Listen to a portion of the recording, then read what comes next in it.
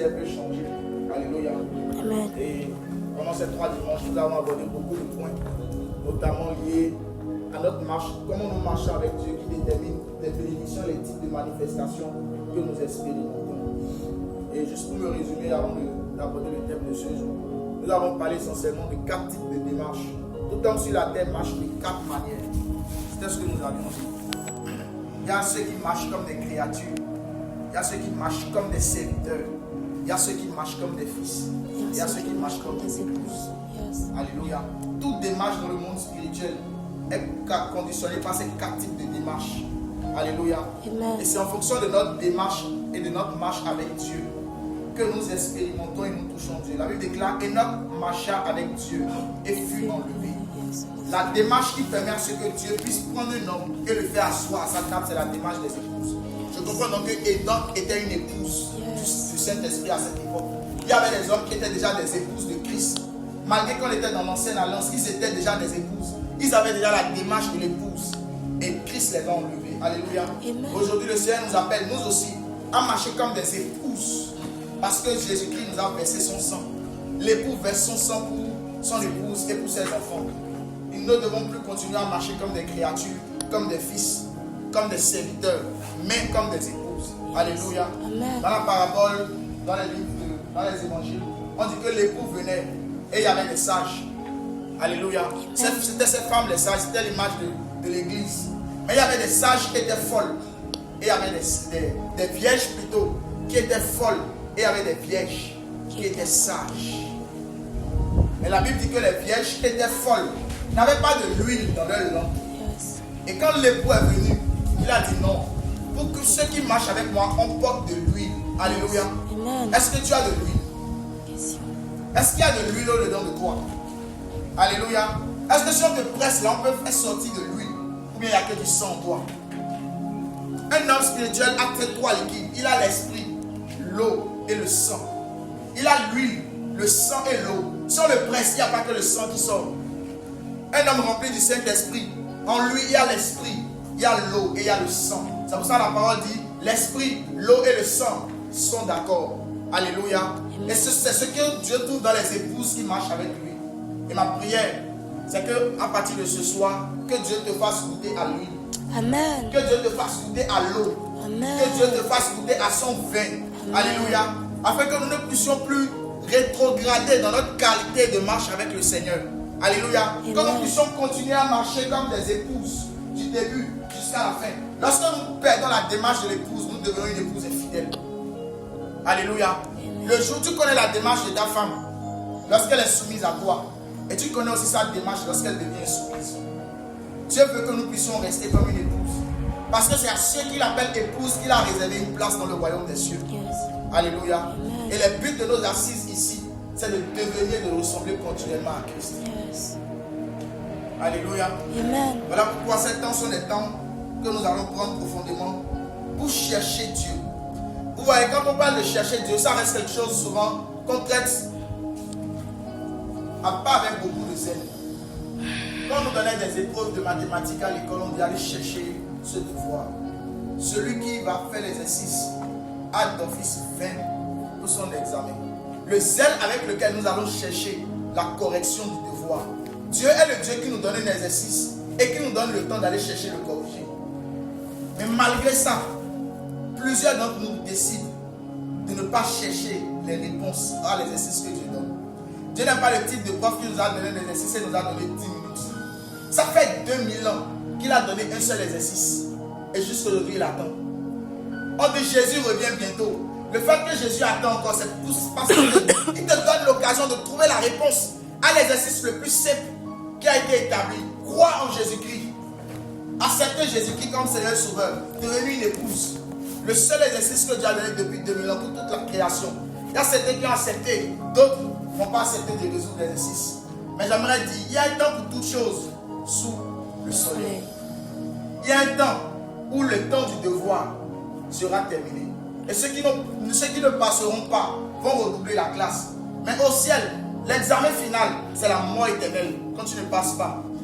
Et quand tu passes, tu as accès à la vie éternelle. C'est le diplôme que Dieu donne à ceux qui sont ses fils et ses épouses dans le royaume des cieux. Alléluia. C'est pour nous dire qu'il n'y a pas de temps. Si on vous a donné un devoir qui depuis 2000 ans, on n'a pas encore fait la fin, comprenez que ce n'est pas à nous que le correcteur ou le directeur est en train de prolonger le temps. Ce n'est pas parce que vous êtes plus sage que Dieu. Ce n'est pas parce que nous sommes plus sages que Dieu. C'est parce qu'il est écrit depuis 2000 ans, Jésus a dit rachetez le temps, car les jours sont mauvais. J'ai fait une étude biblique il y a quelques mois. Le Seigneur m'a dit qu'il vend le temps et il donne l'onction. Jésus-Christ, le donneur d'onction et le vendeur de temps. La seule chose que Dieu nous demande de racheter, c'est le temps. La seule chose pour laquelle on peut payer un prix pour ça, en tant qu'enfant de Dieu, c'est le temps. Même l'onction est gratuite. On ne paye pas un prix pour avoir l'onction. L'onction même est gratuite. Tout ce que nous expérimentons comme bénédiction de Dieu, en vérité, on ne fait rien pour que Dieu puisse nous les donner. Par amour, Dieu nous a déjà tout donné. Dieu nous a donné la chose la plus glorieuse. Qui a fait toutes choses? Jésus-Christ, le sang. Car Dieu a tant aimé le monde qu'il a donné son Fils unique, afin que quiconque croit. Celui qui a pu te donner le sang t'a déjà donné une voiture. Celui qui a pu te donner son sang t'a déjà donné l'argent. Celui qui a pu te donner le sang t'a déjà donné tout ce qui peut contribuer à ta vie, car le sang c'est la vie. Alléluia. Mais nous ne désirons pas ça. Nous désirons des choses éphémères, comme les messages WhatsApp qui disparaissent après 24 heures. Nous ne sommes pas à la quête des choses éternelles. Nous sommes à la quête des choses éphémères. C'est pour ça que nous avons passé du temps sur WhatsApp pour suivre les statuts des hommes. Et nous ne passons pas du temps sur le WhatsApp de Dieu pour suivre les statuts de Dieu. Le WhatsApp de Dieu, c'est la parole. Les messages là ne disparaissent pas. Depuis 2000 ans, les mêmes messages sont toujours dans le réseau. Si tu tombes, tu vas les voir. Mais nous avons développé un amour pour le monde et pour la chair. Et une des manifestations de cet amour, c'est l'amour pour les réseaux sociaux. Notre désir, notre zèle de passer beaucoup de temps sur les statuts des hommes.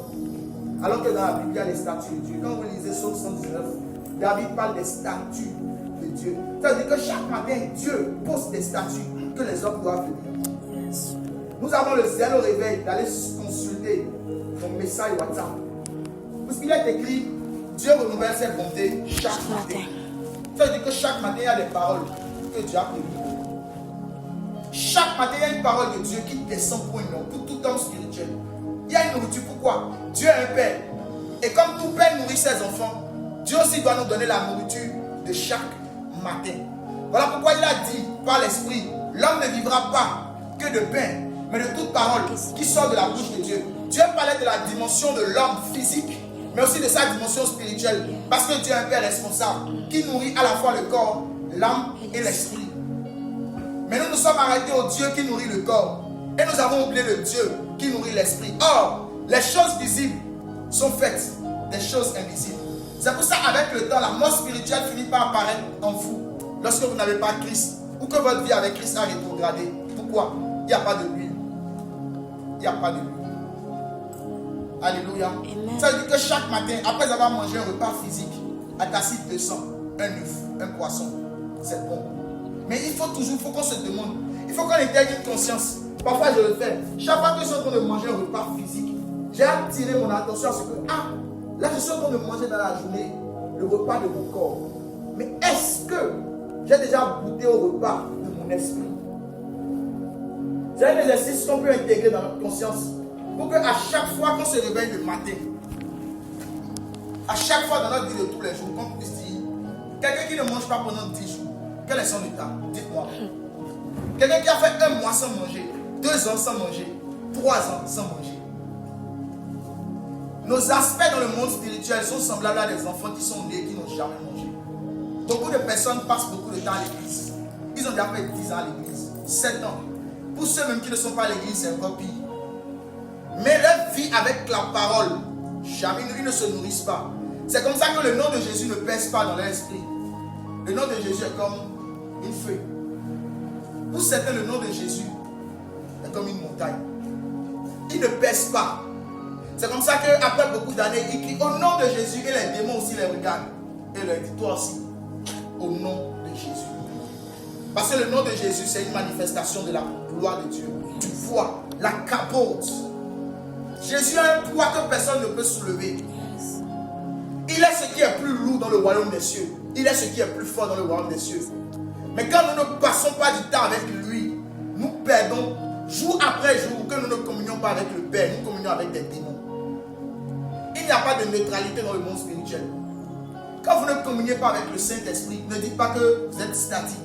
Là, le monde spirituel n'est pas statique, il est évolutif. Il n'y a personne qui est neutre.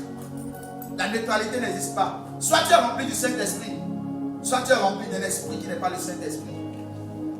Le fait de ne pas faire quelque chose, de ne pas aller dans une atmosphère de prière, de ne pas méditer et de dire moi je connais Dieu, c'est faux. C'est un faux raisonnement. Il n'y a personne qui connaît Dieu sans aller vers Dieu. C'est faux. Et si tu ne vas pas vers Dieu, tu iras vers ce qui ressemble à Dieu. Beaucoup partent vers ce qui ressemble à Dieu et pensent qu'ils sont en train d'aller vers Dieu. Alléluia. Parce que Satan se déguise en ange de lumière.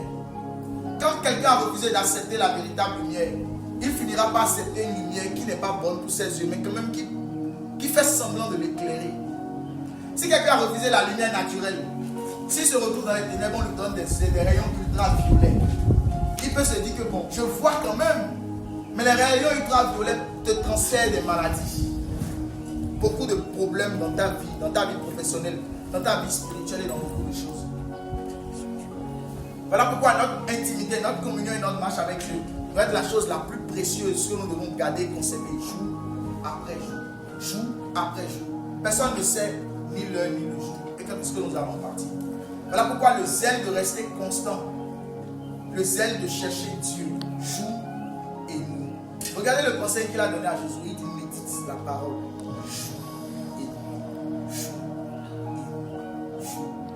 Ce n'est pas facile. Il y a beaucoup de difficultés, mais c'est salvatrice pour c'est salvateur pour notre âme. Alléluia. Je vous assure, tous les problèmes qu'on vit parfois sont généralement l'image d'une déchéance dans notre intimité avec le Père. Vous savez, vous pouvez perdre votre communion avec Dieu il y a 3 ans, mais ne pas vous rendre compte au cours de la première année. 4 ans après, vous vivez des problèmes. Vous vous demandez, mais d'où est venue cette histoire?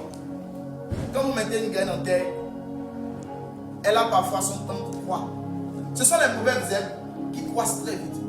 Prenez une terre où il n'y a rien. S'il pleut, vous verrez les mauvaises herbes pousser naturellement. Mais ça veut dire qu'il n'y a pas de vide. S'il pleut sur une terre où il n'y a pas de bonne graine, on a sacré ici, ça ne fait pas un moment. Mais de manière naturelle, vous ne vous avez jamais demandé où est-ce que les semences et les graines des mauvaises herbes sortent de la terre. C'est bizarre. Mais si vous ne mettez pas un manguier, vous ne verrez jamais un manguier pousser. Mais une terre, s'il pleut seulement, ça pousse. Parce que le vide n'existe pas. Là où Dieu n'a pas planté, Satan plante. Yes. Là où Dieu n'a pas planté, Satan plante toujours. Voilà pourquoi Jésus dit, tout ce que mon Père n'a pas planté sera déraciné. La vie de plusieurs milieux de nous, c'est comme cette parcelle où ils ont refusé de semer, de planter la parole de Dieu. Où la parole de Dieu a refusé de planter. Voilà pourquoi les mauvaises herbes poussent. Et ces mauvaises herbes, c'est le péché. C'est parfois des problèmes. C'est des attaques de démons. C'est beaucoup de choses. Il n'y a personne qui peut construire sur une parcelle où il y a des arbres mauvais. Tu es obligé de faire quoi? De les déraciner, de les arracher. Il n'y a personne qui construit une autoroute. S'il y a des arbres sur la voie, on refait le goudron. On sera obligé d'arracher ces arbres. Alléluia. C'est comme ça que le Père, le Saint-Esprit aussi veut bâtir nos vies. Mais il y a un problème. Il y a des arbres que nous n'arrachons pas et que nous continuons d'entretenir. Il y a des choses qui sont des obstacles parce qu'on n'a pas décidé de faire arracher les mauvaises herbes. Alléluia. Amen. Et notre communion avec Dieu nous donne la garantie de protéger la parcelle, de la déchiffrer jour et nuit. La méditation de la parole nous donne l'occasion de la déchiffrer, d'utiliser des tracteurs, d'utiliser tout ce qui peut protéger la parcelle de notre cœur. C'est ainsi qu'il est écrit, garde ton cœur, plus que toute chose, car c'est de là que viennent les sources de la vie. Pourquoi? C'est dans le cœur que la parole descend. Dans la parole du semeur, on dit la terre c'est comme le cœur de l'homme. Alléluia. Donc dans le monde spirituel, voici 2 manières dont on nous voit. On nous voit comme des arbres et on nous voit aussi comme des terres. C'est pour ça que quand Jésus guérissait l'aveugle, l'aveugle a dit, je vois des hommes comme des arbres. C'était pas que Jésus-Christ n'avait pas, son onction n'avait pas travaillé la première fois, non. Sa guérison venait du monde des esprits. Il avait commencé par voir. En fait, l'aveugle avait une vision. L'aveugle était en train de voir spirituellement comment les hommes étaient autour de Christ. Comment les hommes étaient. C'est comme ça que dans le monde spirituel, nous sommes parfois comme des arbres. Et si vous n'êtes pas un arbre solide qui porte du fruit, Jésus a dit on va vous couper. Tout arbre qui ne porte pas du fruit dans votre maison pendant 6 ans, vous faites quoi avec? C'est comme ça que beaucoup d'hommes meurent. Et on dit, c'est son temps. C'était pas son temps. Il y a certains que le Père même a arraché. Parce qu'ils ont occupé déjà 30 ans sur la terre. Et ils n'ont rien fait pour le ciel. Ils n'ont rien fait pour le royaume.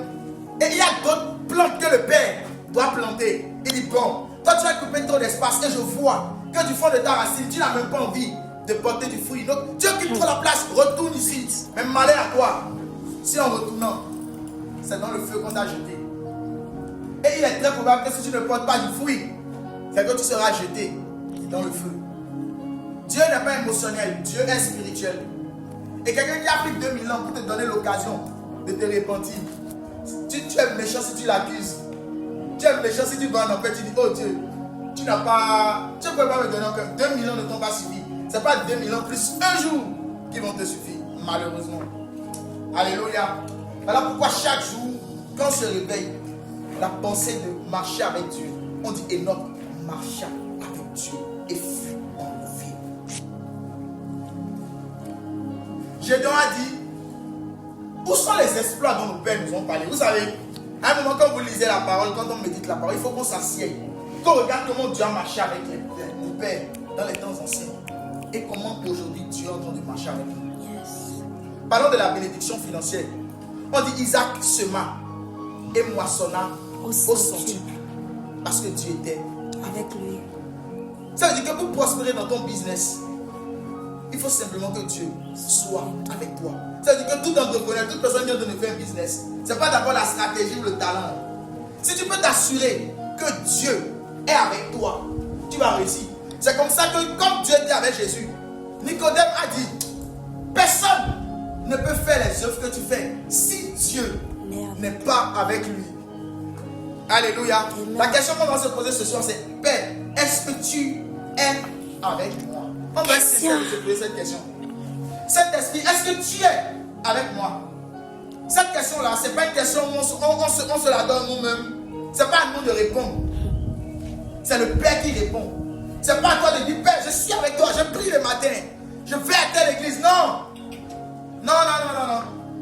C'est pas ça qui prouve que Dieu est avec toi. La belle preuve, Nicodème était un grand chef du temple. Il était un grand juif. Mais il ne connaissait pas le Père. Le Père n'avait jamais été avec lui. Pourtant, c'était lui qui dirigeait une grande église. Alléluia. Est-ce que le Père est avec toi? Est-ce que le Père est avec toi? Alléluia. Est-ce que Dieu, même quand il te regarde, il se présente comme ton Père ou bien il se présente comme ton Dieu? C'est deux choses très différentes. Dieu est le Dieu de toutes les créatures, mais Dieu n'est pas le Père de tout le monde. C'est vrai. Ça semble une parole dure quand on le dit aux païens. Mais Dieu n'est pas le Père de tout le monde. Si Dieu est ton Père, c'est que tu as son sang. Or, la seule manifestation qui a permis à ce que le sang de Dieu puisse être visible, c'est Jésus-Christ. Yes. C'est-à-dire que toute personne qui n'a pas accepté Jésus-Christ comme Seigneur et Sauveur n'a pas le sang de Dieu. Il est juste une créature. Il est juste un objet de décoration dans la maison d'un homme. Mais il n'est pas son fils. Soit il est une servante ou bien un étranger. Voilà. Mais il n'est pas fils d'alliance. Alléluia. Mais Dieu a ouvert la porte. La Bible déclare que le voile du temple s'est déchiré le jour où Jésus-Christ est mort. Yes. Pourquoi? Pour nous donner, nous tous, accès au lieu très saint par le sang de Jésus. Yes. La question que je te pose ce soir, est-ce que tu connais le sang de Jésus? Est-ce qu'il y a dans ton être intérieur le sang? Je parlais du sang et de l'huile. Est-ce qu'il y a du sang dans ton être intérieur? Alléluia. Amen. Est-ce que tu peux te dire que Dieu me traite comme un fils? Est-ce que tu peux te dire, je suis pour Dieu un fils? Et Dieu va dire, oui, celui-ci, waouh, est mon fils bien-aimé, en qui j'ai mis toute mon affection. Jésus était un fils d'homme. Il est venu au Jourdain se faire baptiser. Et voici le témoignage qui lui a été donné du ciel. Celui qui a dit que Jésus était son fils, c'est Dieu même qui l'a dit premièrement. Est-ce qu'un jour Jésus t'a déjà dit, mon frère, tu es mon fils bien-aimé, en qui j'ai mis toute mon affection? Tout homme doit entendre une fois au moins cette parole dans sa marche avec Dieu. Cette parole n'a pas été dite d'abord à Christ, elle a été dite à Jésus-Christ, l'homme rempli du Saint-Esprit. Et aujourd'hui, nous sommes tous en Christ et frères de Christ. Nous sommes également de Jésus-Christ. Des hommes remplis de Dieu. Alléluia. Est-ce que tu as déjà eu le témoignage où Dieu t'a dit, tu es mon fils bien-aimé? Aussi longtemps que tu n'as pas fait cette expérience de dire que le Père m'appelle son fils, tu n'es pas encore devenu fils. Tu es encore une créature qui se bat pour survivre. C'est là que nous allons parler de ceux qui vivent et de ceux qui survivent. Vous savez, il y a plus de morts vivants que de morts enterrés. Il y a plus de personnes qui sont mortes, qui respirent l'oxygène, que de personnes qui sont mortes, qui sont sous terre. On a aujourd'hui près de 7 milliards. Sans faire les statistiques, sans aller demander aux anges qui gèrent la statistique de Dieu au ciel, je suis très sûr qu'il y a au moins 4 milliards ou 5 milliards d'habitants qui sont morts. Quand Dieu regarde la terre, il voit des morts qui respirent. Alléluia. Des morts qui respirent. L'homme qui vit, c'est l'homme que Dieu a créé. Et c'est l'homme qui ressemble à Dieu. Ça veut dire aussi longtemps qu'on ne ressemble pas à Christ, à Dieu. Vous avez ressemblé à Dieu là. Chacun de nous a un visage différent. Donc ce n'est pas là le problème. Sam, si je te demande, est-ce que tu ressembles à Dieu? Est-ce que tu peux me dire quelque chose qui prouve que tu ressembles à Dieu? Daniel, si je te demande,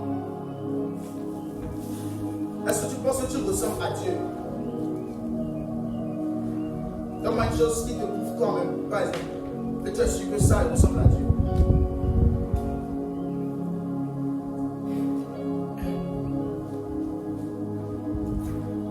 Ouais, c'est une question qui n'est pas souvent facile à donner des réponses. Mais pourtant, elle doit être rapide. On doit la dire avec vitesse, en principe. C'est une chose qu'on doit la dire très vite et savoir comment et pourquoi. Quel jour? Il n'y a aucun père qui ne connaît pas le jour de naissance de son fils. Et un fils aussi. Même quand on grandit, on a quand même des petites images de quand on était petit. On a des images de notre père. Alléluia. Dieu a fait l'homme pour un but. Chaque fois que l'homme ne marche pas dans le but pour lequel Dieu l'a fait, il est mort. Si vous avez une machine, une photocopieuse, et elle n'arrive plus à faire des photocopies, vous faites quoi d'elle? Vous la déclarez dysfonctionnelle. À la limite, si vous avez compassion pour elle, vous irez chercher un technicien pour dire ma machine ne marche pas. Ça veut dire que chaque fois qu'un homme vit sur la terre, elle ne vit pas pour accomplir le but pour lequel il est né, ou les buts de Dieu. Il est un homme mort. Maintenant, regardez combien d'hommes morts il y a sur la terre. C'est la vérité. Dieu ne nous a pas créés pour que si on vient sur la terre, voiture, maison, c'est quoi la chanson dit? Voiture, maison et quoi encore? Non, hein? Frère, si tout ce pourquoi tu te bats, c'est construire une maison, payer 2 petites Range Rover, avoir une petite Ferrari, maison sous-sol, et avoir 2 restaurants, mon frère, tu vas mourir là. Tu rentres en enfer. C'est la vérité. Oui. Si la vie s'arrêtait à ça, ça sert à quoi? Pourquoi Dieu te donne son sang? Si ce n'est... Il n'y a pas beaucoup de pain. Il y a des gens qui ne connaissent pas Jésus jusqu'à la mort, ils construisent des maisons. Ça veut dire que le but pour lequel on vient à Jésus, ce n'est pas pour ça. Et j'aime ce que l'apôtre Paul a dit. Il a dit, si c'est seulement à cause des biens matériels que nous avons donné nos vies à Christ, nous sommes les hommes les plus malheureux de la terre. Lisez Romains ou Éphésiens. Il dit, si c'est seulement à cause des biens de ce monde que nous avons donné nos vies à Christ, nous sommes les hommes les plus malheureux. Ça veut dire que donner même sa vie à Jésus dans le but de régler ses problèmes financiers, c'est être malheureux, c'est une malédiction de s'approcher de Dieu dans le but de résoudre ses problèmes financiers et ses problèmes physiques humains. C'est une malédiction, hein?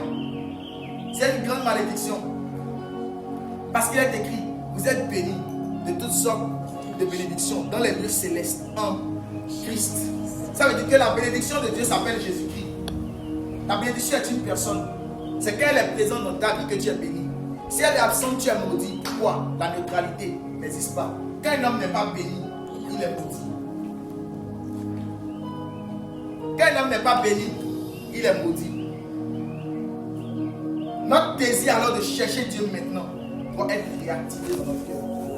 Notre besoin profond de nous approcher du Seigneur doit changer.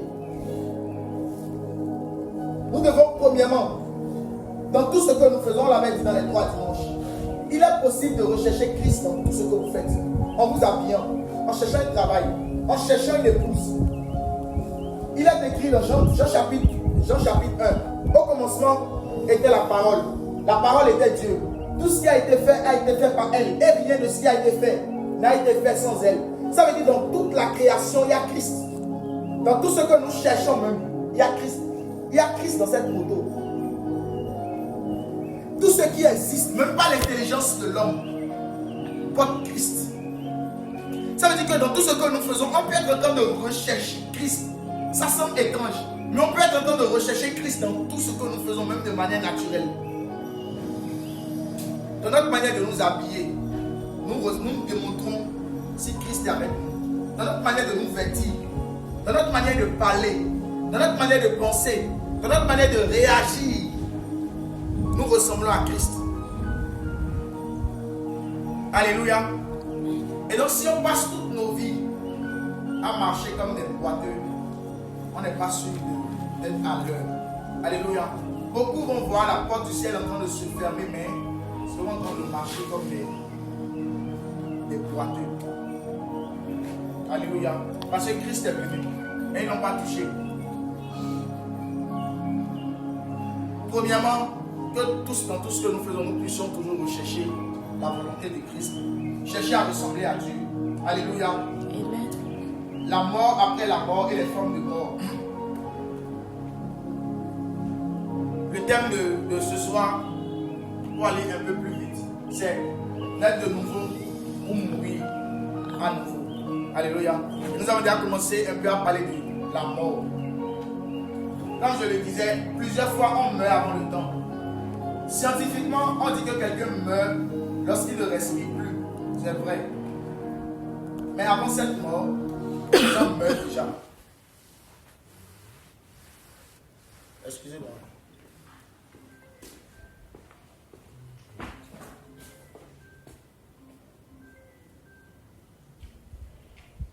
Beaucoup de personnes meurent déjà avant le temps. Quand vous prenez un cercueil, le cercueil est comment? C'est vide. Alléluia. Tout homme qui est vide, quoi qu'il marche, est mort. Vous savez qu'il y a des hommes qui marchent, quand vous les voyez, vous sentez qu'ils sont vides à l'intérieur d'eux. Vous ne sentez plus la vie. Ils sont tristes. Ils sont tout le temps, ça ne va pas. Ils n'ont pas de paix. Ils sont tout le temps tristes. Quand il y a beaucoup de tristesse dans la vie d'un homme, c'est un message que la mort est présente dans la vie de cet homme. Quand il y a beaucoup de tristesse, beaucoup de problèmes, des choses, c'est les manifestations de la mort. Et pour Dieu, regardez, Genèse chapitre 1, quand Adam et Ève ont péché, Dieu leur a dit quoi? Avant qu'ils ne pêchent, le jour où vous mangerez de cet arbre, vous mourrez. Mais est-ce qu'ils sont morts physiquement? Ça veut dire que pour Dieu, la mort, c'est quand on se sépare de lui, quand on est vide. Alléluia. C'est quand on n'a pas la vie de Dieu en nous, on est mort. Et il y a beaucoup de personnes qui sont mortes. Et c'est cette restauration que le Père a voulu emmener pour qu'on ait maintenant la vie.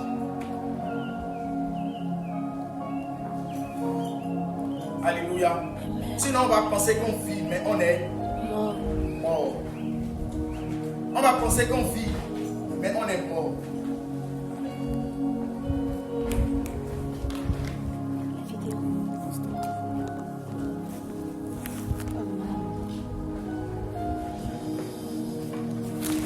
Je vais aborder 2 autres points rapidement.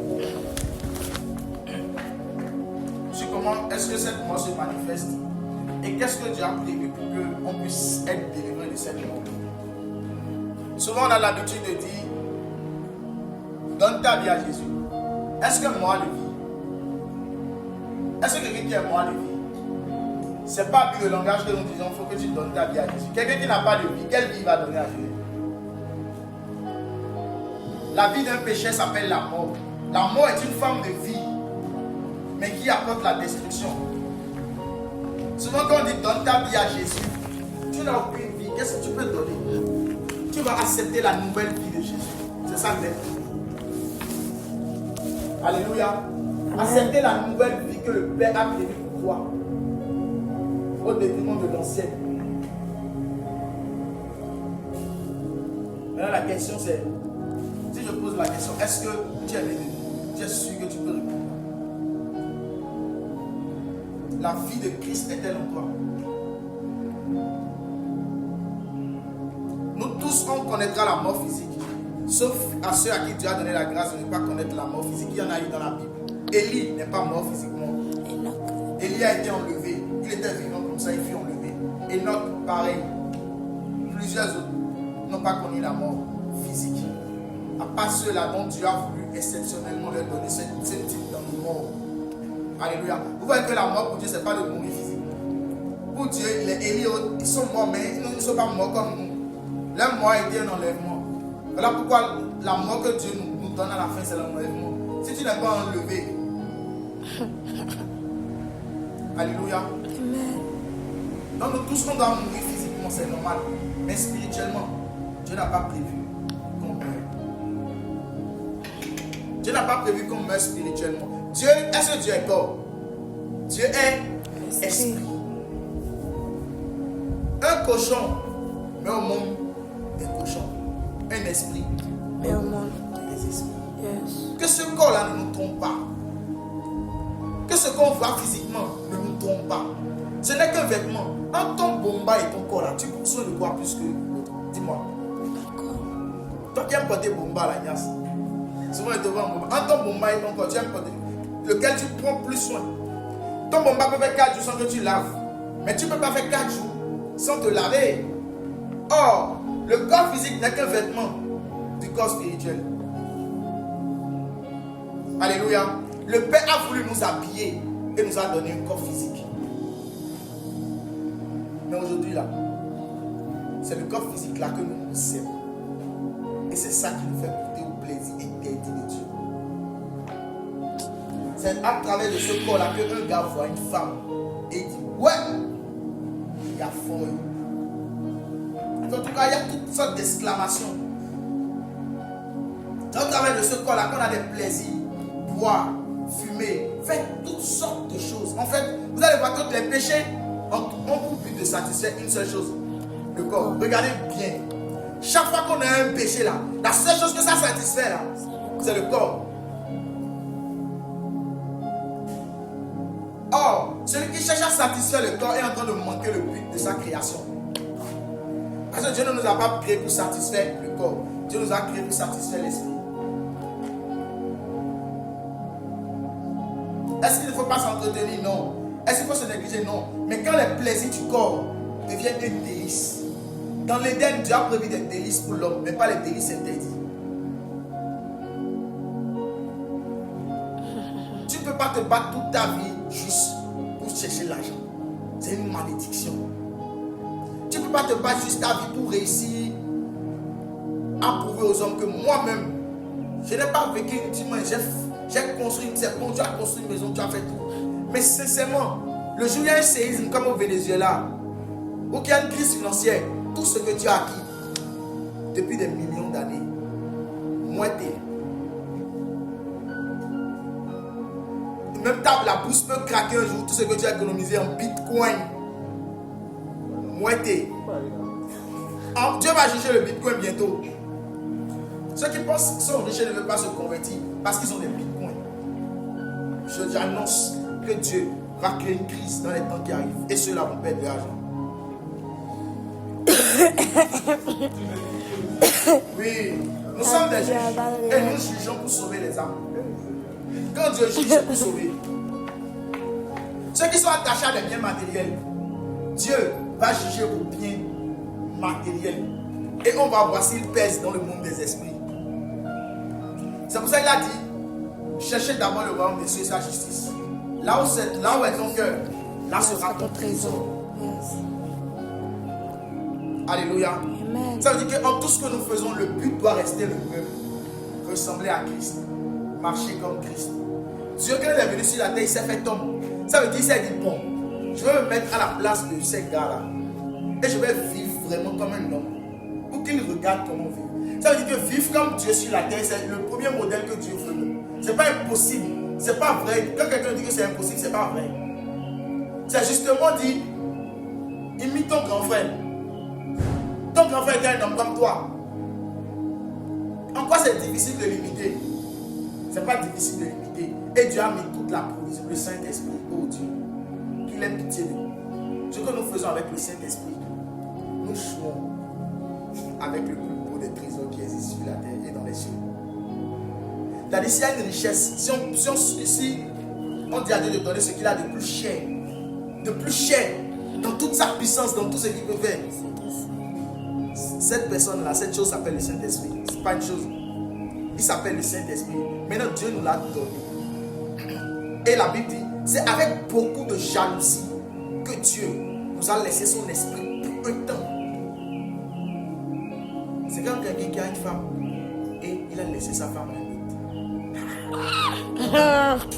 il a laissé son épouse. Un gars dit, hey, pendant 5 ans là, fais ce que tu veux. Hey. Et il voit ce que tu fais avec elle. Il peut pas dire ça. Et le temps va venir, il va récupérer son épouse. Il va te jouer. Non, c'est la vérité. Si vous ne regardez pas cette image de ce que le Saint-Esprit est pour Dieu, hein? Il dit, j'étais la première de ses œuvres. Je me baladais avec le Père. Alors que rien n'était formé, je lui jouais des délices. L'Esprit de Dieu nous a été donné. Dieu, comme il a une femme, Dieu a laissé sa femme pendant 2000 ans. Et on ne joue pas, vous n'avez pas dit vous. On joue avec son épouse. On la maltraite. On l'insulte. On ne prend pas soin d'elle. On n'a même pas des rapports intimes avec elle comme une épouse. On la traite comme une amplifiée prostituée. On lui donne des paires de gifles. On la frustre. On la blesse. Et elle pleure. Et son époux entend les cris, mais il ne peut pas sortir pour le moment. Il est patient. Il ne peut pas parler. Il se tait. Il reste calme. Et il vous regarde faire ce que vous faites de son époux. Le jugement que Dieu attend à la fin des temps, c'est par rapport au Saint-Esprit. On dit tout péché sera pardonné, mais le blasphème contre l'Esprit ne sera pas pardonné. Or, ceux qui ne seront pas enlevés, ce ne sont pas, ça veut dire que c'est des gens qu'on n'a pas pardonné. Ça veut dire que ceux qui n'ont pas été enlevés sont ceux qui ont blasphémé contre le Saint-Esprit. Ceux qui vont manquer l'enlèvement seront ceux qui ont blasphémé contre le Saint-Esprit. Or, celui qui a blasphémé contre le Saint-Esprit, c'est celui qui l'a méprisé et celui qui n'a pas accepté Jésus-Christ comme Seigneur et Sauveur. Nous annonçons des choses qui sont pour des hommes parfois bizarres. Mais Esaïe a dit un jour, la vierge sera enceinte. Les gens ont dit, toi, depuis quand tu as vu une vierge qui va tomber enceinte? Les gens l'ont insulté. 400 ans, 600 ans plus tard, on vient nous dire qu'une femme était vierge. L'Esprit est tombé sur elle. Et un enfant nous est né. Un fils nous est donné. Et ceux qui ont dit, ah, Esaïe avait raison. C'est comme ça qu'aujourd'hui le message de la conversion, il a dit, ces chrétiens ils sont malades. Ouais, les gens trouvent. C'est à 15h, 16h maintenant. Au lieu d'aller dormir, ils sont là à crier. Mais les cris qu'on donne ici sont un salut pour eux. Alléluia. Amen. Voilà pourquoi l'apôtre Paul a dit, je n'ai point honte de l'évangile, car c'est une puissance pour quiconque croit. Mais nous parlerons des portes d'accès à la puissance que vous avez battu avoir honte de Jésus, de faire perdre de l'autorité face au démon dans le monde de l'esprit. Avoir honte, venir quelque part et ne pas montrer que tu es chrétien, tu perds la puissance face à des démons. Je n'ai point honte de l'évangile. C'est-à-dire que je n'ai pas honte, de montrer que je suis chrétien, de parler de Christ, de rendre témoignage de ce qu'il a fait pour moi, de proclamer la bonne nouvelle. Il y a une manière d'acquérir l'onction facilement, c'est de parler de Jésus, sans prier. C'est de témoigner de ce qu'il est, de ce qu'il a fait pour toi, de ce qu'il a fait pour le monde et de ce qu'il veut faire. Chaque fois qu'un homme le fait, souvent, il y a une onction qui grandit sur lui, de manière très forte.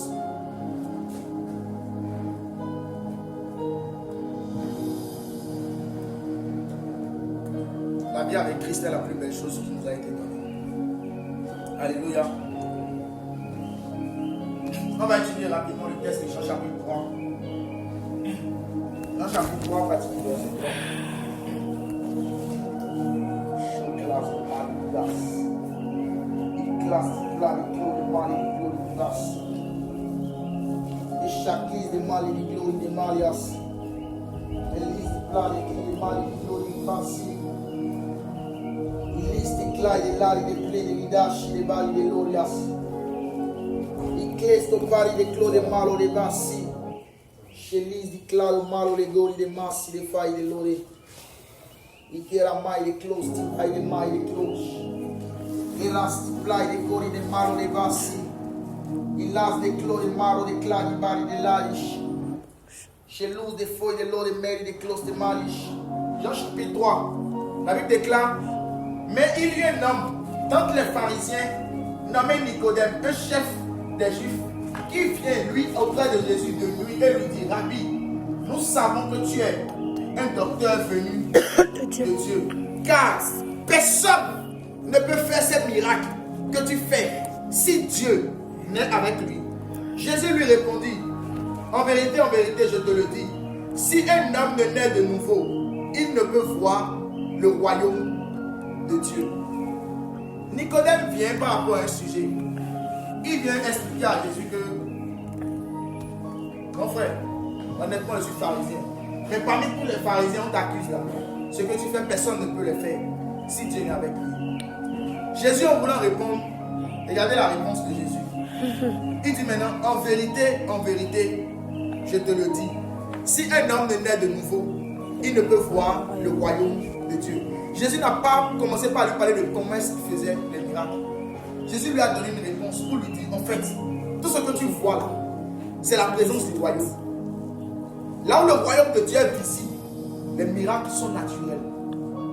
Là où le royaume de Dieu est présent, les signes et les prodiges sont des choses qui sont instantanées. Maintenant, il lui donnait en même temps un conseil. Si tu veux expérimenter, faire les choses que je fais, il faut que tu naisses de nouveau. Qui était Nicodème? Nicodème, c'était comme un religieux. Quelqu'un qui dit qu'il est chrétien, qui va à l'église, matin, midi, soir, qui prie ses prières. Mais il n'avait jamais encore rencontré Dieu. C'était un chrétien qui allait à l'église, mais qui ne connaissait pas le royaume. Il allait dans une communauté, dans un bâtiment. Il parlait de Jésus. Les pharisiens, toute leur vie, parlaient de Dieu. Dieu est venu, ils n'ont pas compris. Le même Dieu qu'ils priaient dans leur temple est venu vers eux. Ils ont dit, ah, c'est pas toi. Jésus a dit à Nicodème, si un homme naît de nouveau, il ne peut voir le royaume de Dieu. Ça veut dire que le but de tout homme, c'est de voir le royaume de Dieu. Le royaume de Dieu est visible et présent sur la terre. C'est un royaume mobile. C'est un royaume qui vient établir sa demeure dans la maison de celui qui l'a invité. Le royaume de Dieu est une personne. Sur la terre, on pense qu'un royaume c'est un espace physique. Au ciel, le royaume c'est un homme qui se déplace. Et quand il se déplace, tout ce qui est derrière lui se déplace avec lui. Jésus est au milieu de nous ici. Je le sais. Mais derrière Jésus, tout ce qui nous entoure ici est magnifique.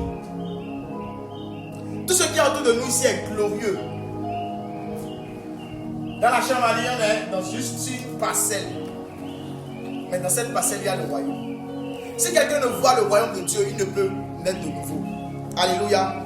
Si un homme ne naît de nouveau, il ne peut voir le royaume de Dieu. Et Nicodème lui a dit, ah Jésus, comment un homme peut-il naître quand il est vieux? Peut-il entrer dans le sein de sa mère et naître? Alléluia. Amen. Nicodème voulait expérimenter la nouvelle naissance. C'est le point de départ de toute marche avec Dieu. Si vous fréquentez l'église, si vous fréquentez n'importe quoi et vous n'êtes pas né de nouveau, mes frères, vous n'avez pas encore commencé à marcher avec Dieu. Nicodème, c'était un pharisien qui est venu voir Jésus. Et il a voulu connaître c'est quoi le royaume. C'est quoi le royaume? Et ici, quand vous essayez de voir les définitions de naître, Jésus a dit, si un homme ne naît de nouveau, peut voir le royaume des cieux. Dans les traductions, Jésus lui disait, si un homme ne naît pas comme moi, si un homme ne vient pas à la naissance, comme moi je suis venu à la naissance, il ne peut voir le royaume des cieux. Comment Jésus est venu à la naissance?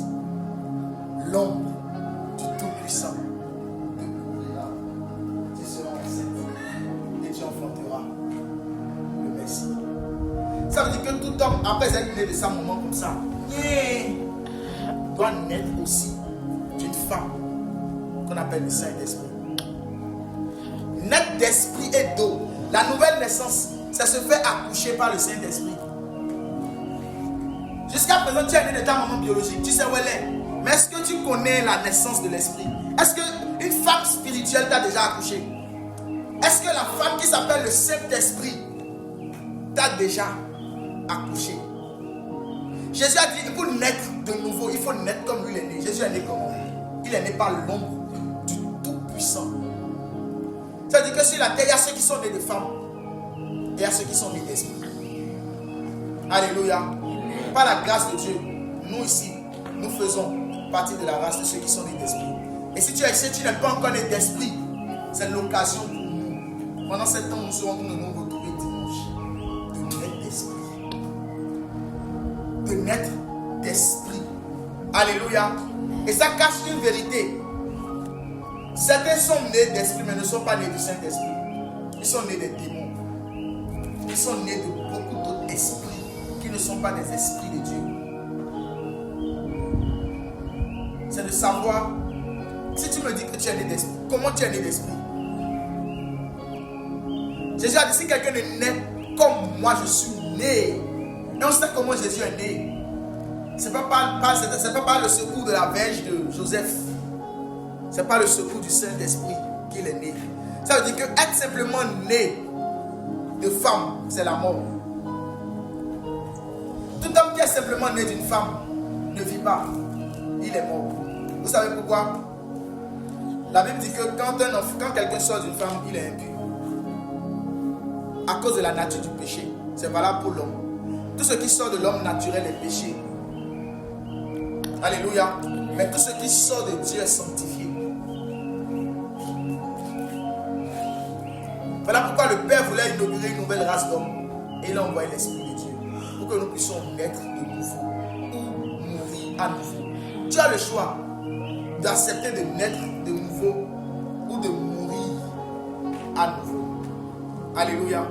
La Bible dit, vous savez, nous avons une relation avec Dieu avant de venir sur la terre. Jérémie l'a dit. Dieu l'a dit à Jérémie. Il a dit quelque chose au prophète Jérémie. Avant que tu ne naisses, je te connaissais. Et je t'avais établi prophète. Et avant même que tu ne fusses dans le sein de ta mère.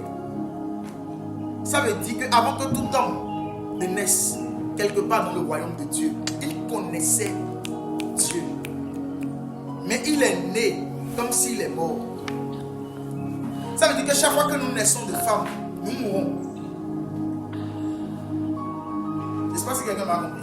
Oui. Avant qu'un homme ne vienne dans le sein de sa mère, il connaissait Dieu. Il a dit, Jérémie, je te connaissais. Je t'avais établi dans le royaume comme prophète. Cette parole est valable pour nous tous ici. Nous sommes comme des Jérémies pour Dieu. Jérémie était un jeune garçon, à peine 17 ans. Mon frère, toi tu as déjà au moins 17 plus 7 là. Pas de... Quand même, la calvitie prouve que tu n'es plus des moindres.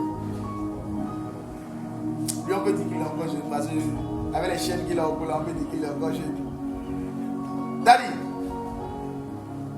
Tu es Daddy. Non, pour dire, si un homme de 17 ans, vous savez, arrêtons les faux arguments là. Oh, c'est pas l'âge. C'est dangereux. Tous les jeunes que Dieu a utilisés n'avaient pas plus de 20 ans dans la Bible, ou plus de 25 ans. Et ça, il y a des années. Aujourd'hui, on est là, on dit, on a 35 ans, on s'approche de 40. 27, on dit, bon, c'est pas encore le temps. Quand Dieu, son temps va venir là, je vais me donner à lui. C'est le mensonge. Il n'y a pas de temps. Qu'est-ce que vous comprenez de difficile, on dit racheter le temps? Il n'y a pas de temps. La chose qui coûte la plus chère dans le royaume des cieux, c'est le temps, je vous assure. C'est la chose que les esprits vendent. Pourquoi? Parce que ça fait rapport avec le monde de l'éternité, le monde de Dieu. On dit, les Anglais disent quelque chose là. Time is money. Le temps, c'est l'abondance. Le temps, c'est l'abondance. Il y a de la richesse dans le temps.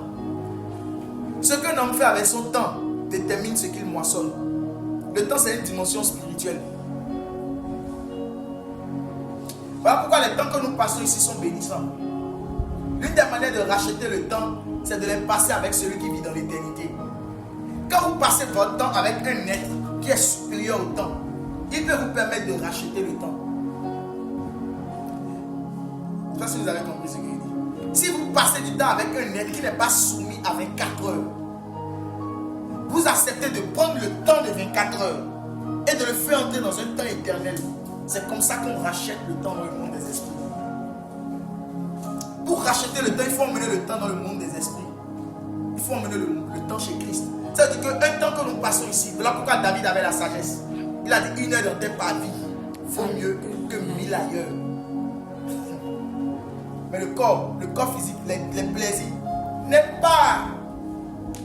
Tu fais 30 minutes, 1 heure. Moi, je dois aller regarder le ballon de City. Qui joue ce soir même? Argentine, non? Ah, je m'en fous de la finale. En tout cas, Dieu, ce soir, ne va pas s'asseoir pour regarder le match de l'Argentine. Je vais vous expliquer que je ne dis pas que regarder le match est mauvais. Mais moi, là où je suis, ne pas regarder le match. Si c'était il y a 5 ans, comment, j'ai rien à cirer. Je vais même prier pour Messi. Pendant que Messi son nom, je vais prier pour lui. S'il n'est pas converti, qu'il se convertisse. Parce que son nom est déjà trop élevé dans l'atmosphère. Il faut qu'il devienne une voix de Dieu, pas une voix de Satan. Peut-être que Dieu me donnera aussi, pendant que nous faisons cette prière, mon prochain garçon que j'aurai sera peut-être un grand football. Il va me ramener les millions pour que j'aille prêcher avec. Oh Père, écoute la voix de ton serviteur. Ton serviteur du succès. Dans son entreprise. Non, ça c'est une prière spirituelle. Parce que j'ai à cœur la conversion de Messi. Messi ne me connaît pas où. Si pour lui veut me donner quel argent, là j'avais pas besoin de son argent. S'il emmène ça ici, c'est bon. Ah oui, la conversion de Cristiano. Oui, Cristiano aussi. Non, attends, toi tu es Chanel. Parce que tu as fait Cristiano. non, moi je suis Chanel. Vous êtes un peu Chanel, vous les prenez Cristiano. Mais déjà celui qui peut sauver vos âmes. Merci. J'ai mis dans ça. Non, c'est blagué. Vous savez que ce soit Cristiano ou Messi, et tous ils ont aussi besoin de l'évangile. Yes. Et beaucoup comparent leur vie à la vie des stars. La plus grande des stars, c'est Jésus. Cristiano, s'il meurt aujourd'hui, il n'a pas donné sa vie à Jésus, il ira en enfer. Messi, si Messi meurt, quoi qu'il a été, ils ont eu des noms élevés. Dieu n'en a rien à faire. Non. La renommée qui vient de Dieu, c'est celle qui bénit la vie des autres et qui les emmène à ressembler à Christ. Toute star dans la vie emmène les jeunes dans la débauche, dans la saleté, n'est pas une star dans le royaume de Dieu. Et toute personne dont le nom est élevé et dont le nom fait couler du sang n'est pas aussi une star. Où est ces joueurs-là sont sujets de beaucoup de crises, de morts, de dettes sur la terre. Chaque fois qu'il s'agit d'eux, des hommes se sutent, des hommes pêchent, des hommes se poignardent. Et quand le ciel dit, pourquoi ces hommes se battent-ils? Vous condamnez Messi et Cristiano. Vous ferez mieux, vous les femmes de ces gars-là, de prier pour eux. Je vous dis la vérité. Dans le ciel, quand les gens se poignardent dans les hauts pays, Espagne, au Nigeria, parce que quelqu'un a dit c'est Messi le plus fort, le temps c'est Cristiano, quoi? Et le sang est versé.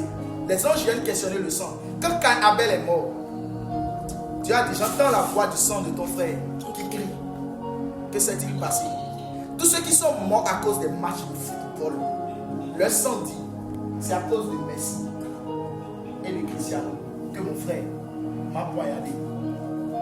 C'est à cause de Messi et de Cristiano que j'ai fumé la contribution dans MoneySpect et que j'ai vendu les 3 prochaines années de ma vie financièrement en faisant un pari sportif. C'est à cause. Quelque part, vous condamnez ces gens-là et vous vous condamnez vous-même. Ça ne pas quand les gens disent on ne faut pas jouer des paris, les gens disent non. Est-ce que la Bible a interdit? La Bible n'a rien dit. Mais il y a une sagesse de Dieu qui a dit tout un homme pense que ses voies sont droites, mais c'est l'issue qui en donne la vérité. La finalité de One is Bet, dites-moi, c'est la prospérité ou c'est l'endettement? La finalité des paris sportifs, est-ce que c'est l'enrichissement ou c'est l'endettement? Il n'y a pas de tâtonnement, c'est l'endettement. Car il est écrit, tu gagneras ta vie à la suite de ton fond. Prendre son portable et mettre code 1, 2, 200, validé. C'est pas de la réflexion. C'est pas de la réflexion. Les jeux de hasard, même ça. La réflexion, c'est l'intelligence du Saint-Esprit. C'est pas de la réflexion, c'est du tâtonnement, c'est du hasard, c'est le comportement de Satan errant. Tennis, Teta, Barça va gagner. Aujourd'hui, le gars a fait entraînement. Ils ne sont pas en forme depuis un mois. Ça veut dire que toute la réflexion de l'onction pour déterminer qui va gagner un match de football, c'est mépriser l'onction. Les gens jouaient gagner, je ne dis pas, moi, il y a un poète, je jouais. J'étais un poète qui voulait gagner 9-1, il restait un seul match. C'était Croatie contre Ouzbékistan. Et j'avais mis victoire de l'Ouzbékistan. Et Ouzbékistan avait marqué 1-0, 2-0. Et j'ai vu que le soir là, c'est retrait 900 €. J'étais tellement content parce que c'était un coupon de plusieurs matchs. Ça, c'est il y a 6 ans. Et seulement Modric est apparu comme un ange de Satan. Pra, égalisation, pra. Cette nuit-là, je n'ai pas dormi. Parce que mon âme avait déjà baisé. J'avais déjà vu le retrait. C'est que j'avais déjà vu comment est-ce que ce plaisir-là, j'ai perdu la joie. J'ai dit, ah! Le jeu sportif l'avait ôté ma paix intérieure.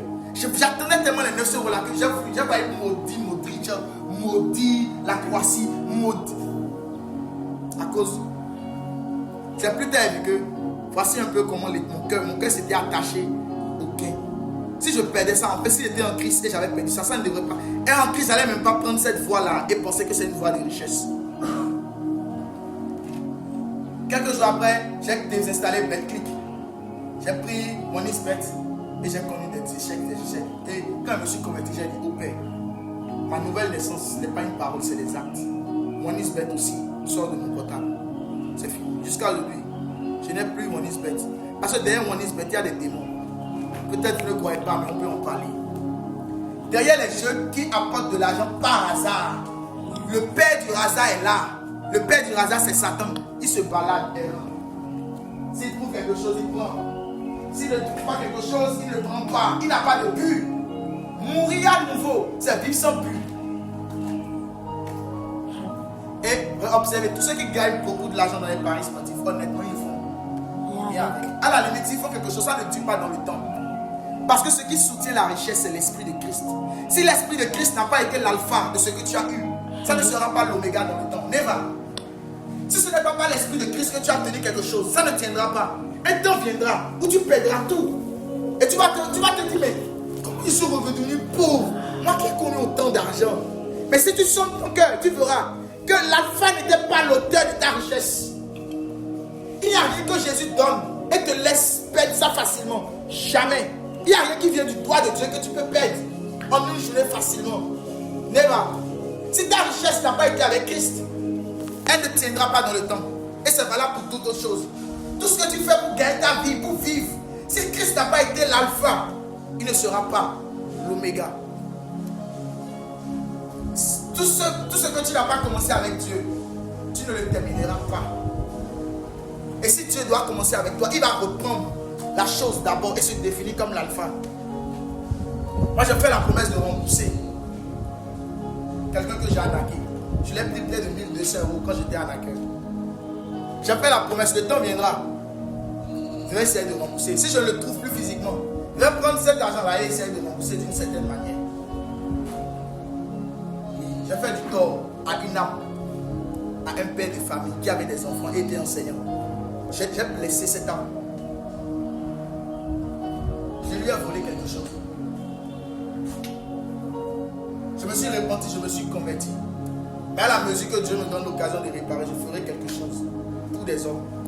Afin que l'âme de cette personne soit apaisée. Moi, je me suis converti. Mais lui, pour lui, il y a un jeune dans un pays africain qui a percé son cœur. Et peut-être jour et nuit, il élève des malédictions. Mais c'est le sang de Jésus qui me garde et me couvre. Alléluia. On ne comprend pas ces choses qu'on fait. Quand on les fait, c'est pour le plaisir. C'est notre satisfaction. Mais vivre pour sa satisfaction, c'est mourir. Mourir à nouveau, c'est vivre pour ses plaisirs. Et c'est là que naît de l'esprit. C'est se repentir de ses péchés. Beaucoup ne se répondent pas. Beaucoup regrettent, pleurent. On dit l'âme du crocodile. C'est beaucoup même dans les yeux des hommes. C'est beau. La vraie nouvelle naissance. Celle que Christ a manifestée aux hommes qu'il a rencontrés. Vous donne de la haine pour le péché. Et vous donne un feu. Même quand le péché s'approche de vous, vous ne cédez pas. Naître de nouveau, c'est se repentir et se convertir. Se repentir, c'est reconnaître et demander pardon pour ses péchés. Si, quand vous péchez, vous ne regrettez pas, mes frères, je suis désolé de vous avertir que vous n'êtes pas encore né de nouveau. Vous êtes né de chair. Commettre un péché et ne pas avoir un regret. Se mal se comporter en tant qu'enfant de Dieu et ne pas sentir un regret. Je peux vous assurer, même si vous chassez les démons, même si vous faites tout, vous n'êtes pas converti. Jésus a dit à Pierre, quand tu seras converti, tu affermiras tes frères. Pierre a marché avec Jésus pendant des années. Tout ça, Jésus lui apparaît et lui dit, frère, quand tu seras converti, tu affermiras tes frères. C'est-à-dire que quelqu'un qui n'est pas converti ne peut pas affermir le peuple de Dieu. Ne peut même pas affermir sa famille. Quelqu'un qui n'est pas converti ne peut pas affermir son foyer. Jésus a dit, crois au Seigneur, moi et ma famille, nous serons sauvés. C'est les convertis qui sauvent les familles. Maintenant, les convertis, ce n'est pas les religieux. Les convertis, ce n'est pas ceux qui connaissent la parole et ne la pratiquent pas. Never. Les convertis, ce sont ceux qui regrettent leurs actes passés et qui dans leur marche n'ont plus l'amour de. C'est-à-dire, quand le péché se présente même devant eux et qu'ils veulent tomber, ils sentent là. Ils n'ont pas la paix. Vous savez pourquoi? Parce que la nouvelle naissance, naître d'esprit, c'est le Saint-Esprit qui t'enfante. Or, la signature du Saint-Esprit quand on sort de lui, c'est la conviction du péché, de justice et de jugement. C'est trois manifestations du Saint-Esprit qui prouvent que quelqu'un est né de nouveau. Chaque acte que tu poses, qui ne ressemble pas à Dieu, crée en toi la conviction de péché, de justice et de jugement. Tu n'es pas à l'aise. Tu ne peux pas être à l'aise à faire du mal à ton prochain. Tu ne peux pas être à l'aise à mal te comporter ou à ne pas marcher dans le but de Dieu. Non. La conviction de péché, de justice et de jugement. C'est une phrase qu'on lit, mais moi, ça reste la chose qui jusqu'à aujourd'hui est pour moi comme un indicateur pour ne pas que je me trompe à cause des dons ou de ce que Dieu fait avec moi. Quand le péché s'approche de moi, je sais. À moins que j'ai endurci mon cœur. Et même quand tu finis de pécher, la vitesse de repentance prouve aussi si tu es né de nouveau. C'est-à-dire entre l'acte que tu as fait et à l'instant d'après, même quand quelqu'un se répand des jours plus tard, il y a encore des choses. Quand quelqu'un blesse, en même temps le Saint-Esprit, quand quelqu'un pêche, c'est automatique. À l'instant là, tu sens que ce comportement-là, ça m'arrive tout le temps. Avec en train de parler, je lance une insulte. Je me sens mal au-dedans de moi. Parce que celui qui vit en moi ne tiendrait pas ce langage s'il était en place. C'est pas vrai. Celui qui vit en moi ne parlerait pas comme ça s'il était à ma place. Celui en qui j'ai cru, mon Dieu ne se comporterait pas comme ça. Une chose est de dire, oh Dieu, je suis faible, je n'arrive pas. Mais une chose aussi est de décider et de s'approcher de lui, jour après jour, et le voir. Il y a un temps, effectivement. Mais vivre une vie chrétienne des années après, la chose la plus grande que tu peux faire,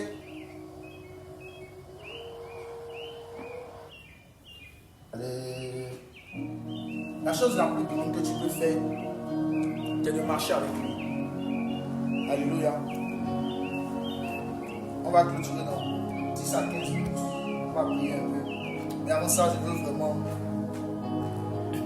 nous inviter à ne pas être informés vite. Dans Genèse chapitre 1, la Bible dit: au commencement, Dieu créa les cieux et la terre. La terre était informe et vide. Il y avait des ténèbres à la surface de l'abîme. Et l'Esprit de Dieu se mouvait au-dessus des eaux. Quand je méditais, l'Esprit de Dieu m'a fait voir une vision où il m'a montré que ce verset, c'est l'image de la vie d'un homme. Dans ce verset, Dieu m'a montré le péché, la chute et le salut de l'homme. Au commencement, Dieu créa les cieux et la terre. Il m'a dit: ce commencement, c'est la vie des hommes avant qu'ils ne soient dans le ventre de leur mère aussi. Il y a eu un commencement que chacun de nous on a eu avec le Père. C'est ce qu'il a dit à Jérémie: avant que tu ne naisses, je te connaissais. Mais quand vous lisez la Bible, on dit la terre était informe et vide. Le verbe qui est utilisé ici n'est pas le bon verbe. Ce n'est pas la terre était. Dans les versions bibliques, c'est la terre est devenue informe et vide. Il y a eu quelque chose qui a fait que la terre et le ciel que le Père avait créé sont devenus informes et vides. C'est l'histoire de la vie d'un homme qui, quand il est né sur la terre, est devenu informe et vide à cause du péché. Un homme informe et vide, c'est un homme qui est comme la fumée d'une cigarette. Il n'a pas de forme. Est-ce que tu peux donner une forme à une fumée? Est-ce que tu peux donner une forme à un liquide qui se répand partout? C'est l'histoire des hommes qui naissent de femmes et d'hommes et qui n'ont pas accepté Jésus-Christ. Ils sont informes et vides. La terre était informe et vide. Et l'esprit avait des ténèbres à la surface de l'abîme. C'est quand je méditais vide que Dieu a ouvert mes yeux et Dieu m'a dit: le vide, c'est la vie sans Dieu. C'est la vie sans Dieu. Le vide, c'est la vie sans Dieu et Dieu, c'est Dieu. Quelque chose qui est vide, c'est quelque chose auquel il n'y a pas Dieu. Ce n'est pas quelque chose qui est rempli d'eau liquide. La terre était informe. La terre est devenue informe sans Dieu. La terre est devenue errant. La terre est devenue comme Satan, le prince de ce monde. Satan, c'est lui qui est informe et vide.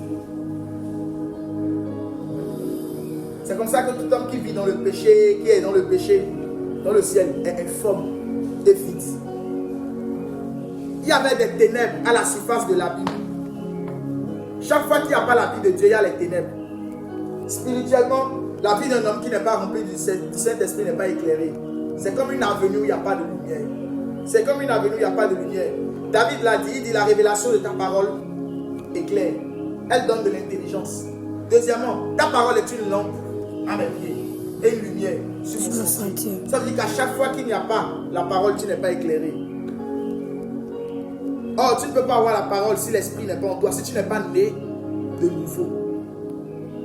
C'est la nouvelle naissance qui nous donne accès à la parole et à la compréhension de la parole. Il y avait des ténèbres à la surface de l'abîme et l'Esprit de Dieu se mouvait au-dessus des eaux. Remarquez, il y avait des ténèbres. Il y avait toutes sortes de choses. Mais on dit le Saint-Esprit était là et il ne faisait rien. Beaucoup d'hommes aujourd'hui sont là. Le Saint-Esprit est là et ils ne disent rien. On dit: accepte Christ, accepte de te faire baptiser, accepte d'être né de nouveau, de connaître la parole, de grandir. Rien. La présence du Saint-Esprit dans le temps, quand on dit le Saint-Esprit se mouvait mais n'avait rien fait, c'était l'image de ce qu'il y aurait des ténèbres. Le Saint-Esprit serait là, mais les hommes vont préférer rester dans les ténèbres. Jusqu'à ce que Dieu dise que la lumière soit. Et la lumière fut. Cette lumière, c'était Christ qui est venu. Yes. Nous, c'est la nouvelle naissance. C'est naître de nouveau. Que la lumière fut et la lumière soit. Maintenant, voici ce que la lumière fait. Comment savoir que tu es né de nouveau? Quand la lumière vue, Dieu dit quoi? Dieu vit que la lumière était bonne. Ça veut dire qu'un homme n'est pas bon quand il fait des œuvres sociales. Un homme est bon quand le Saint-Esprit le remplit. Yes. Il n'y a aucun homme qui est bon parce qu'il donne 200, 300, il aide son frère. La bonté, c'est un esprit. Yes. Ce n'est pas un acte. La bonté, c'est la présence d'un esprit. Et le seul esprit, Dieu dit qu'il n'y a aucun homme qui est bon sur la terre. La bonté, c'est un esprit, ce n'est pas un acte. Beaucoup se cachent dans les œuvres sociales, dans des sectes. Ils sont dans plusieurs sectes. Je ne vais pas citer les noms de ces sectes. Et ils multiplient les œuvres sociales et ils disent qu'en faisant du bien à nos prochains, en faisant des sorties, nous allons hériter. Si nous mourons, nous allons voir Dieu. Dites-leur qu'il y a un jeune ici qui a dit qu'ils iront en enfer. De la part de Jésus. Faire des œuvres sociales et refuser le Saint-Esprit, refuser d'accepter Christ, refuser de naître de nouveau, c'est continuer à vivre dans les ténèbres en portant un habit blanc. C'est vivre dans les ténèbres, mais tu as porté un habit blanc parce que tes œuvres t'habillent. Mais tu penses que tu es éclairé, tu n'es pas éclairé, tu es dans le noir, tu as juste porté un habit blanc. Ce n'est que tes œuvres, tu vois que quelqu'un a porté un habit blanc, il n'y a que le blanc de son habit qu'il peut voir, il ne peut rien voir d'autre. Or, ce qui te donne accès à la lumière, c'est de voir le ressuscité qui te vient. Deuxième chose, quand on est converti de nouveau, j'ai dit que quand le Saint-Esprit de Dieu a dit que la lumière fut et la lumière soit, c'était la nouvelle naissance, nette d'esprit. Dieu sépara la lumière avec les ténèbres. Ce qui prouve que tu es vraiment converti, c'est quand en toi et les ténèbres, il n'y a plus rien.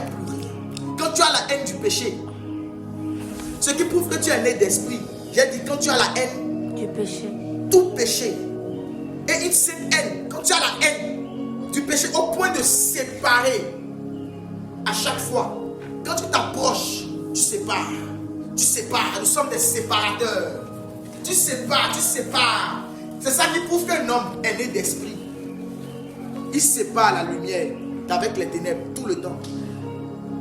S'il y a encore des péchés qui sont en toi et que tu as du mal à séparer, le Saint-Esprit va t'aider. Si ton cœur est disposé, pendant 7 ans que nous passons ici, je te dis la vérité, je ne te parle pas l'esprit.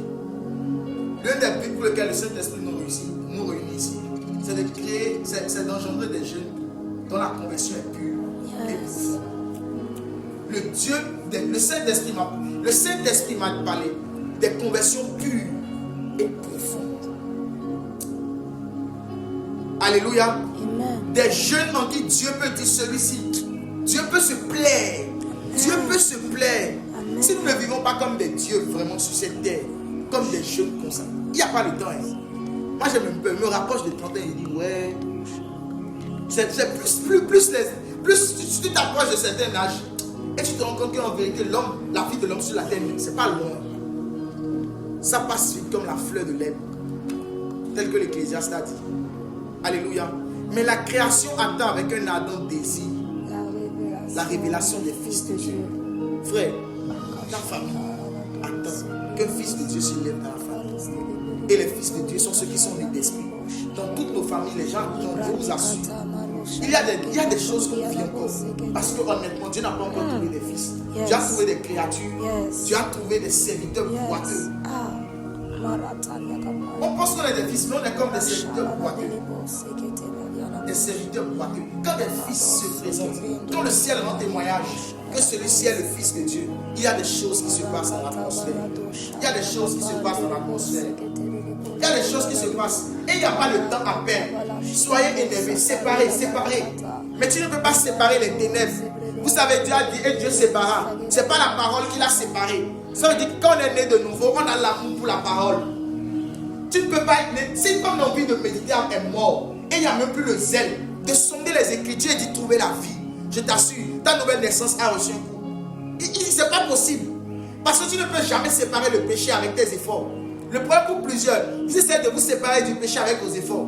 Il n'y a pas le seul instrument qui a été établi dans le ciel pour séparer le péché, c'est la parole. Et Dieu sépara. Il est écrit, la parole est comme une épée à double tranchant. C'est quand Christ est présent dans ta vie qu'il te donne sa vie. Et c'est sa vie qui domine sur le péché. Parce qu'il est le seul qui a vaincu le péché et la mort. Aucun homme ne peut vaincre le péché par sa propre vie. Il faut la vie de celui qui a déjà vaincu une chose pour t'emmener là où tu n'es jamais allé. Voilà pourquoi il est écrit, Jésus est le chemin, la vérité et la vie.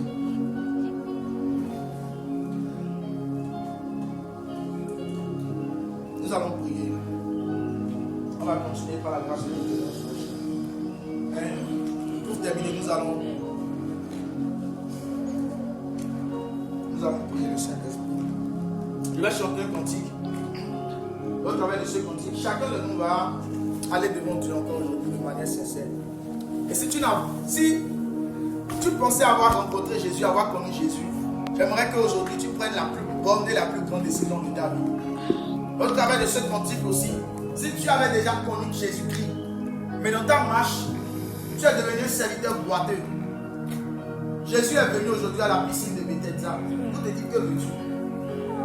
Il n'est pas temps de te dire, ça fait combien d'années que tu n'as plus le zèle de l'onction, que tu as perdu une certaine flamme ou que ta marche avec Dieu est boiteuse. Mais que veux-tu? Et que nous tous ensemble, en quittant ici ce jour, que ça ne soit pas la voix d'un homme qui a été entendu, mais la voix de Dieu. La Bible déclare Jean-Baptiste était la voix de celui qui crie dans le désert. Alléluia. Là où la présence et la voix de Dieu est visible, les hommes viendront à lui. Et si le Saint-Esprit a permis qu'au milieu de tous ceux qui devraient venir aujourd'hui, tu viennes, ce n'est pas juste pour flatter tes oreilles. Non. C'est parce que tu faisais partie des personnes pour qui Dieu avait préservé des épées. L'Esprit m'a dit aujourd'hui, il allait sortir deux types d'épées. La première épée qu'il allait faire sortir aujourd'hui, c'est l'épée qui allait séparer et faire voir à plusieurs personnes leur état et leur manière de vivre devant Dieu. C'est une épée qui allait les mettre nus. C'est une épée qui allait aller vers eux pour leur déchirer les vêtements, afin qu'ils voient leur nudité. Jésus a dit à l'ange de l'église, tu crois que tu es de Laodicée, tu crois que tu es vêtu alors que tu es nu. Il y a beaucoup de personnes qui pensent qu'ils sont vêtus alors qu'ils sont nus. Et Jésus m'a dit aujourd'hui qu'il allait amener une épée qui allait montrer la nudité de plusieurs. Deuxièmement, il allait donner maintenant des épées à plusieurs personnes pour leur permettre de séparer. Des épées qui allaient être pour une force pour séparer à chaque fois, pour être fort devant le péché. Pour être fort devant le péché, il allait donner des épées et répandre des épées afin de marcher. Père éternel, Salablich, Kablédilivas. Le châtiment qui nous donne la paix est tombé sur lui. Comme une brebis qu'on menait à la boucherie. Le châtiment qui nous donne la paix est tombé sur lui. Comme une brebis qu'on menait à la boucherie. Il n'a pas parlé, Jésus ne s'est pas défendu. Le châtiment qui nous donne la paix est tombé sur lui. Comme une brebis qu'on menait à la boucherie. Il n'a pas parlé, Jésus ne s'est pas défendu. C'est pourquoi nous donnons louange à l'agneau. Il n'a pas parlé, le Père ne s'est pas défendu. C'est pourquoi nous donnons louange à l'agneau. Moi je veux être comme l'agneau immolé. Moi je veux être comme l'agneau immolé. Moi je veux faire comme l'agneau immolé. Le châtiment qui nous donne la paix est tombé sur lui. Comme une brebis qu'on menait à la boucherie. Le châtiment qui nous donne la paix est tombé sur lui. Comme une brebis qu'on menait à la boucherie. Il n'a pas parlé, Jésus ne s'est pas défendu. C'est pourquoi nous donnons louange à l'agneau. Il n'a pas parlé, le Père ne s'est pas défendu. C'est pourquoi nous donnons louange à l'agneau. Moi je veux être comme l'agneau immolé. Moi je veux être comme l'agneau, immolé. Moi je veux faire comme l'agneau, immolé. Moi je veux être comme l'agneau,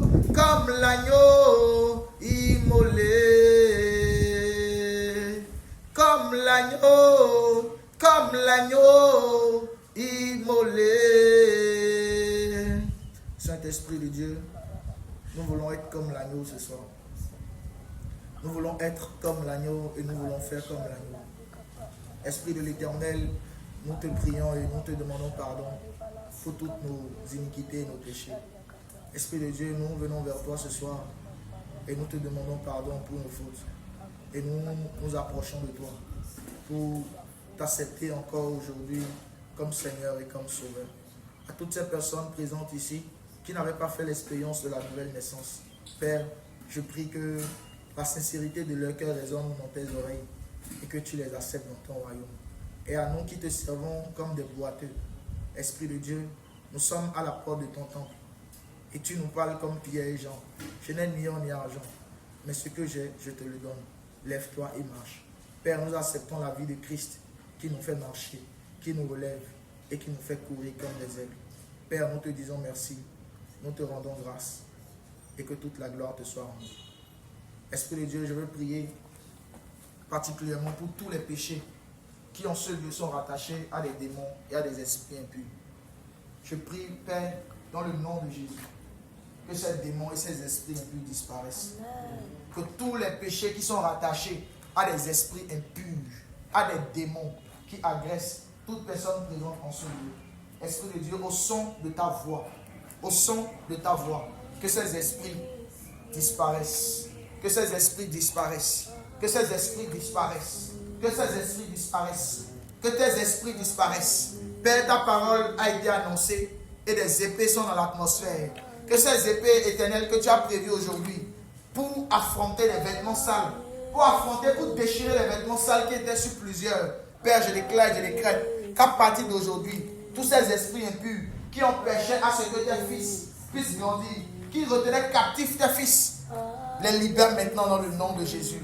Les libère maintenant dans le nom de Jésus. Les libère maintenant dans le nom de Jésus.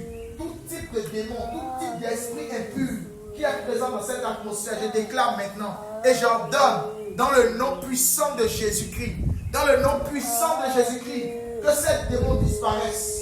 Tous ceux qui étaient oppressés par les esprits impurs dans leurs rêves, à partir d'aujourd'hui, alors que la décision d'accepter Jésus-Christ comme Seigneur Sauveur est devenue réelle, vous allez de moins en moins et ne plus jamais voir ces esprits. Le Seigneur a mis dans votre main une épée ce soir. Et cette épée va grandir en taille, va grandir en autorité. Au fur et à mesure que vous serez en train de méditer la parole et de rester dans la vie de prière. Et il y a des choses que vous n'allez plus vivre et expérimenter. Aujourd'hui, Dieu apporte une grâce exceptionnelle à toute personne ici qui était captive d'un type de péché, qui était captive d'un type d'esclavage, qui était captive d'un type de malédiction.